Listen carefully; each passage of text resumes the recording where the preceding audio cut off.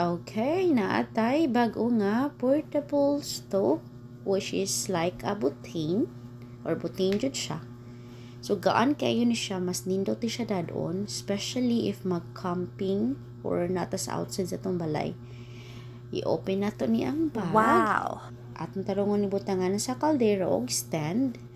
And then make sure nga mataod ang butane og tarong, which is struggle na siya gamay diha.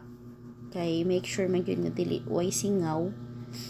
And then kani kulay orange mo ni siya ang button nga maka volume up or mapakus kanimo ang sika og ang magpahinay.